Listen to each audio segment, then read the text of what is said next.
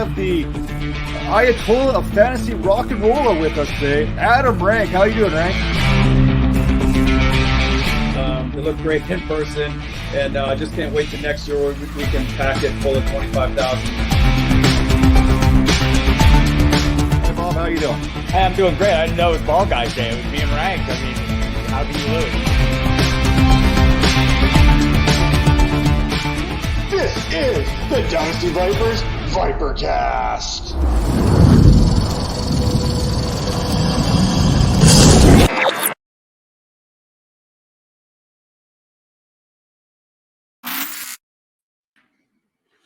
Hello and welcome back to the Dynasty Vipers ViperCast. This is episode number 132, presented by the Fantasy Points Media Group. And joining me, as always, to my left, to my right, depending on which way you're looking. And if you listen to us on Apple, Spotify, Stitcher, whatever that is, you can't see which way I'm pointing, so it doesn't matter. But Tara Roberts is here one more time. How you doing, Tara?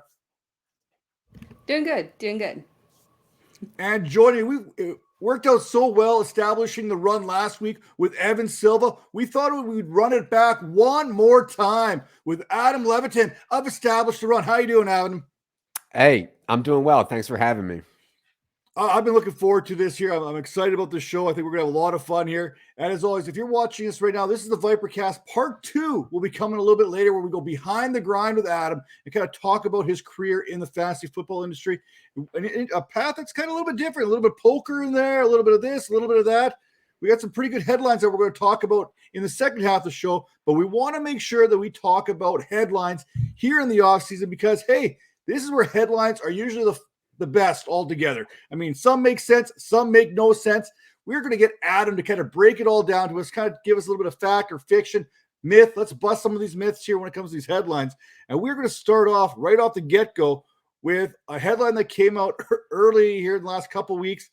Panthers Darnold can be one of the NFL's best quarterbacks.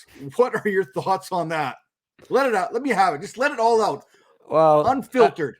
I think it's a good reminder for people. Like, this is an extreme example, but most of the stuff you hear around this time of year is just like so bad and not warranted in any substance whatsoever. Even stuff that coaches say is usually not warranted in anything that we should be taken seriously. And obviously the Darnold thing just like should shove it right in everybody's face. I mean, I think by any stretch, Sam Darnold was a bottom 5 quarterback in the NFL last year. And that was in what I thought was a pretty good scheme and pretty good players around him, especially when they had Christian McCaffrey healthy, which wasn't for a lot of the year. So yeah, obviously that's laughable. I still think that the Panthers are in the mix for Jimmy Garoppolo, no matter what they say. So we'll see if the price comes down on that and the Panthers can get in the mix there, because I mean, Matt Rule is going to get fired if they don't win some games, and he can get fired real quick. So they need to win and win soon. And I think they know it's not Darnold.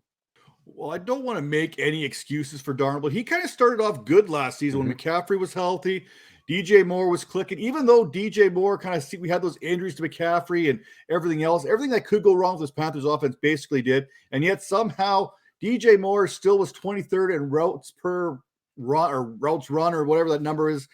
He still was pretty effective, DJ Moore was, without Christian McCaffrey. You have to think that with Darnold, maybe there's a little truth here, or am I just kind of going a little bit crazy here? I think you're going crazy. I mean, to suggest that Darnold could be even like an average quarterback after what we've seen in his career, I think is going too far. And I agree with you. He started off fine. They were winning games. He was fine. I don't think that was sustainable in any sense, especially after what we saw. I mean, he lost his job to PJ Walker, who is a XFL player and knew Matt Rule from Temple. And yeah, I mean, it's just really bad. I think you're out of your mind. Yeah, and it was a soft schedule to start off the season is something that we got to keep in mind. Last season, it was like the Jets and Houston, I think another couple of questionable teams. But yeah, I completely agree with you. I think Garoppolo makes the most sense there to try and give Matt Rule at least maybe one more year, save his job a little bit.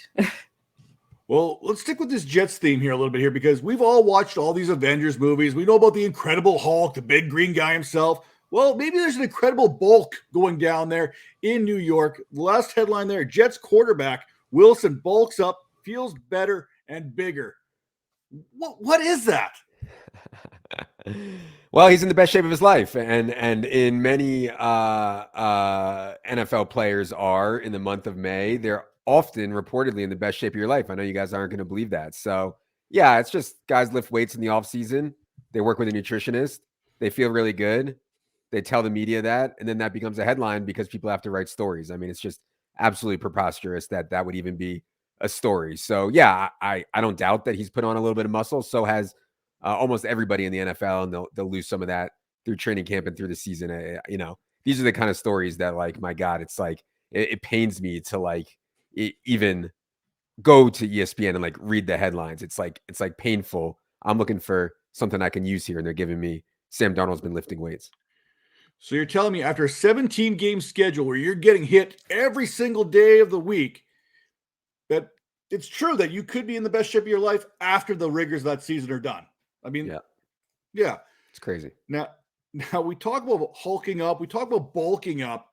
What are your thoughts on the latest Najee Harris up to 240? Because I can say this beyond a question of doubt. When I hit 240, I slowed right down. That was only a few weeks ago. I wasn't fast to begin with, but 240, oh boy, that's like Eddie Lacy territory.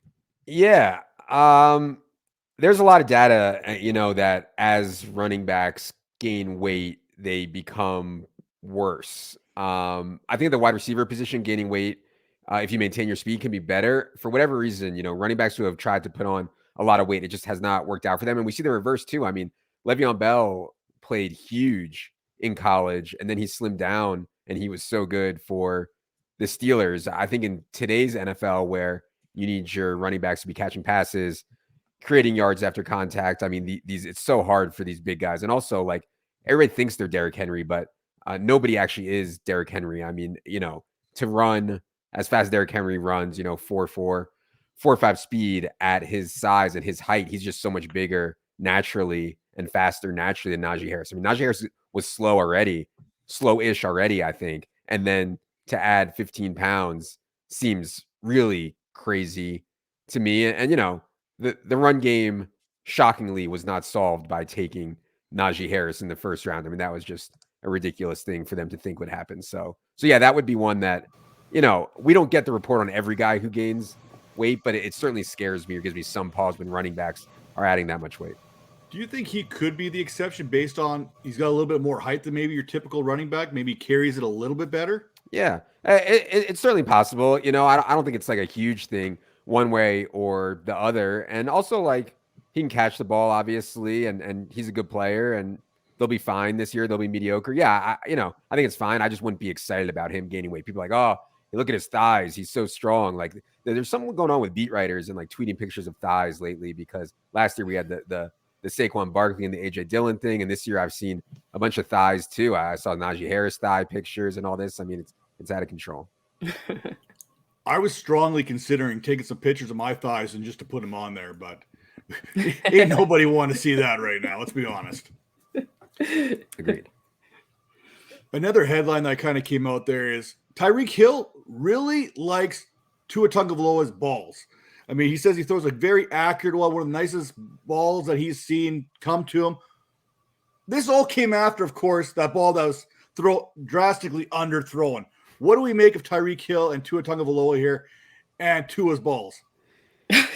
Yeah, I it's not going to be a vertical offense. Like, Mike McDaniel's coming from San Francisco. You know how they played. They prioritized massively yards after catch. So they're going to try to get the ball into Tyreek Hill and Jalen Waddle's hands quickly and short. And I think Tua can do that, and then let them make plays after the catch. I mean, you can make a case that Tyreek and Waddle are two of the best yards after catch receivers in the entire league.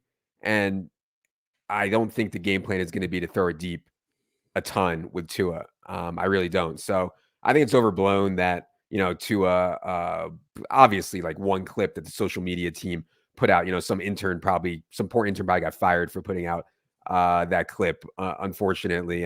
And it's just one play, but I don't think there's going to be a ton of that in the offense anyways.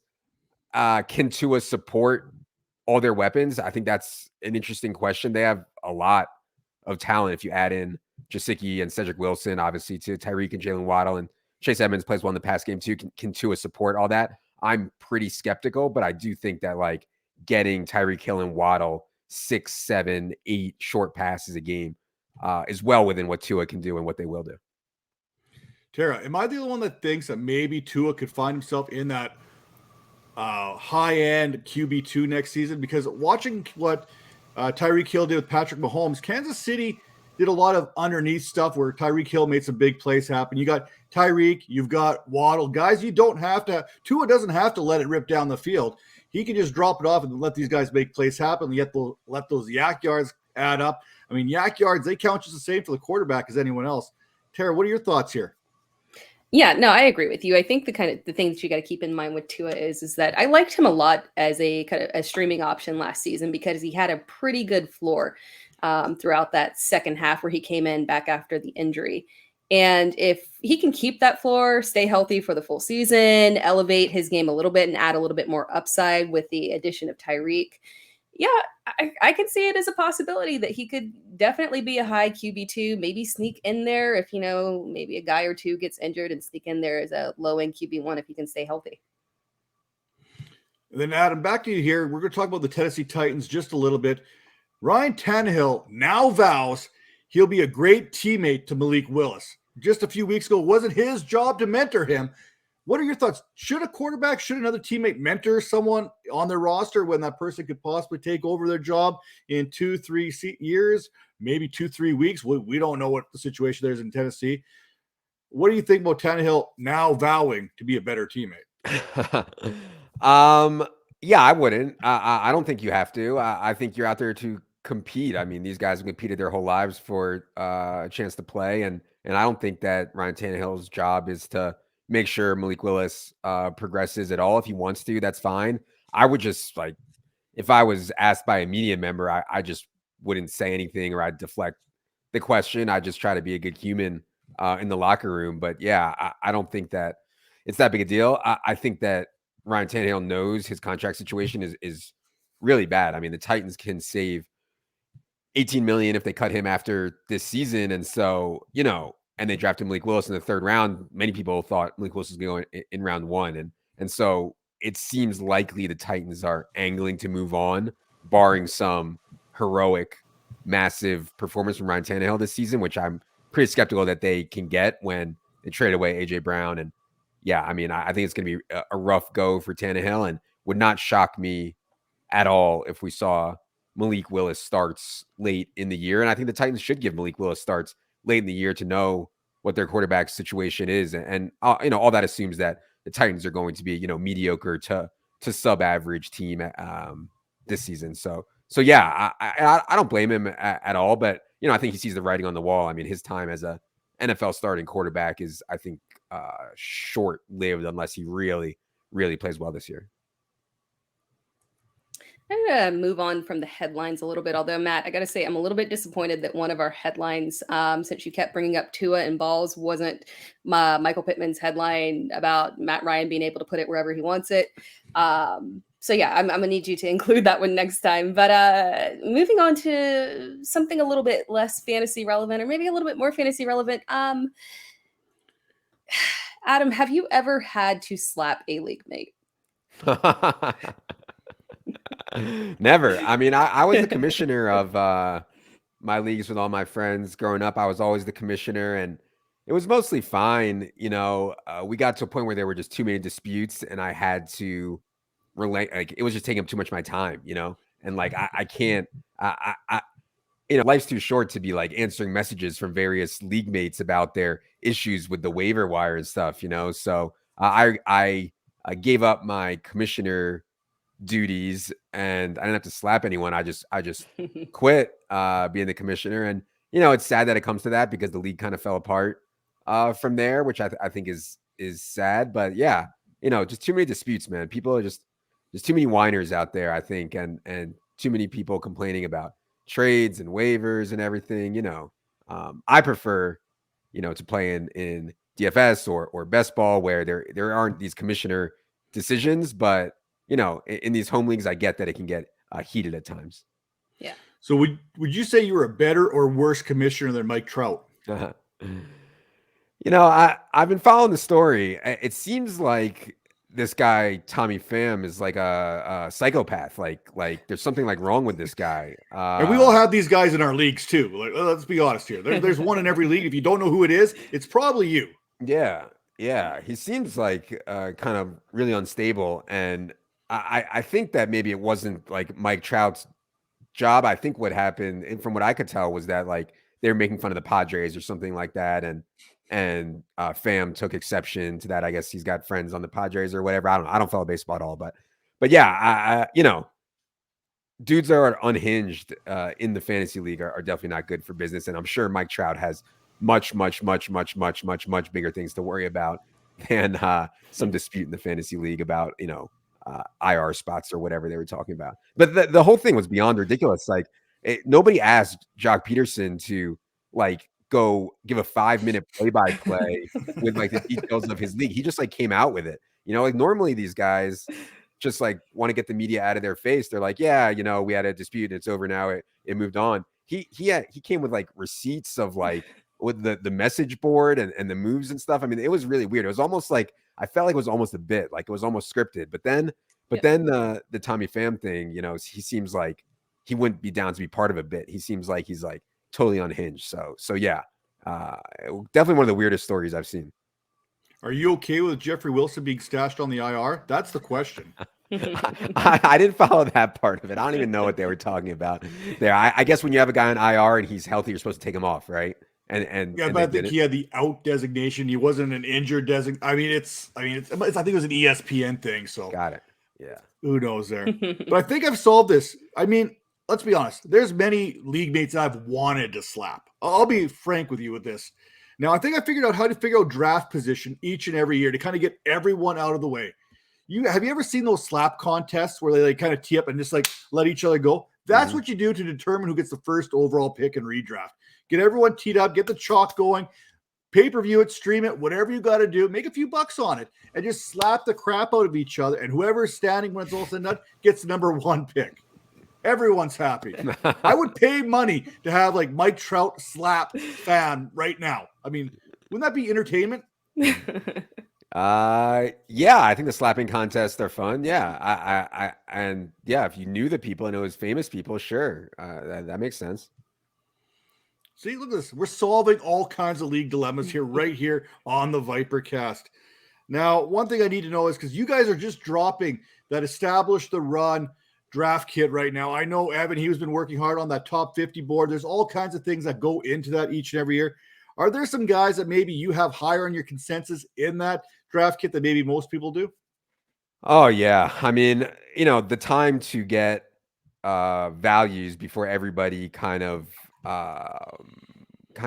comes together on the same kind of consensus is now. And so if you're playing in some of these best ball leagues, I mean, there's guys like we're 50 spots ahead of ADP on Robbie Anderson, and not because we like Robbie Anderson that much, but I think he's a good player with a secure role, and he's going like 180th overall. I think there's guys like Aaron Jones that was going in the third round who I think can be like a borderline first round pick, that we're definitely way higher on.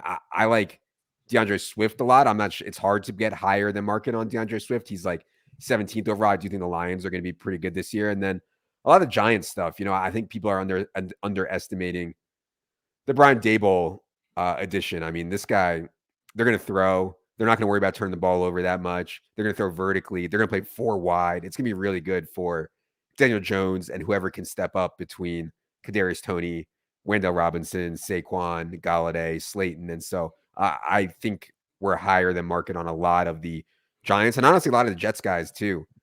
We're higher than market on as well. I think if you don't completely give up on Zach Wilson, that like you can make a really good case that the Jets can have a really good offense. Well, let's talk about the Jets offense just quickly before we kind of go to our break here. Because when you look at that strength of schedule, I don't know if you're a strength of schedule guy, if you take that into account, or if you just go with the best players or the guys you want to go with. But Tara, we discussed that the strength of schedule for the Jets, it's not good for the running backs. It's not good for the wide receivers. And it sure as a heck ain't good for Zach Wilson. I know the consensus is probably low. Maybe that's kind of driven that market down a little bit. Are you comfortable with that strength of schedule and hoping that talent kind of wins out at the end of the day? So the way we the way we do it is look at projected game scripts to try to figure out what type of throw rate and what type of run rate teams are going to play. And so we do use strength of schedule for that. And by I would really encourage people not to use last year's records when you're thinking about strength of schedule. You know, you can get a line, like an actual market line for every game this year at places like Westgate and Circa and places like that. And so you can, kind of back out the implied team totals for each game and try to figure out, are the Jets going to be expected to score 15 or 30 in these weeks? And so that's like some baseline that you can use. I think trying to say, oh man, the Bills were so good against wide receivers last year, that's going to be sticky year to year. I think that's really, really, really, really dangerous. And I think those stats are kind of really dangerous in general when you talk about DVP stuff, for sure, because people aren't adjusting it to opponent, like, oh, this team could be great against tight ends, but what if they've played 5 straight teams who don't throw to their tight end at all? Then the data is all messed up. And so we adjusted for the team and for opponent adjusted DVP, but I still think that it's just like a very small piece of the puzzle. And if the Jets are good, or if they take a big step forward, like their strength of schedule in June is not going to matter a ton at all. And if you think they're losing a ton, that's not necessarily bad for their offense either, especially from a volume perspective. So yeah, I hear what people are trying to do with that. I just think it's a really dangerous game to play if you're not doing it right. And you get all of this in a draft kit there over at establishtheRun.com and so much more. What else can you get on that in that draft kit? Yeah, so we're working on a ton of stuff right now. Obviously, the focus is best ball. I mean, there's some massive contests out there. I think we've really gone above and beyond on terms of strategy for winning these really top heavy, really large field best ball tournaments. All those articles are there. We have rankings for every single format, and then Dynasty, obviously. And then we're also betting some season-long props in the draft kit as well. I mean, those are like probably the softest market outside of NFL draft is the season-long props, how many yards will Christian Watson have this year over or under, 690 and a half and stuff like that. If you're willing to tie up money for the next 9 months, which I know can be difficult, but if you're willing to do that, I think you can expect to have a really good ROI if you know what you're doing in those season-long props. I absolutely love that. I think that's one of the best bang for the buck kind of kits out there today right now. And you get it from some of the brightest minds, yourself, Evan, and so many more people kind of contributing to that draft kit here. Now, with that said, hey, head over to fantasypoints.com as well. Enter that promo code Vipers22. Get 10% off that subscription today. And while you're at it, go subscribe over at Establish the Run because you're getting a little bit of everything over there as well. And even, I believe you guys got into golf here as well. So there's golf there. Who knows? Maybe soccer's next. I don't know. I mean, everyone's kind of transitioning. The offseason, we get kind of a little antsy here and there. But what we don't want to get too antsy for is the Behind the Grind segment that's coming up next. You're going to want to tune in to that episode. So stay tuned. We'll see you in a little bit. Take care now.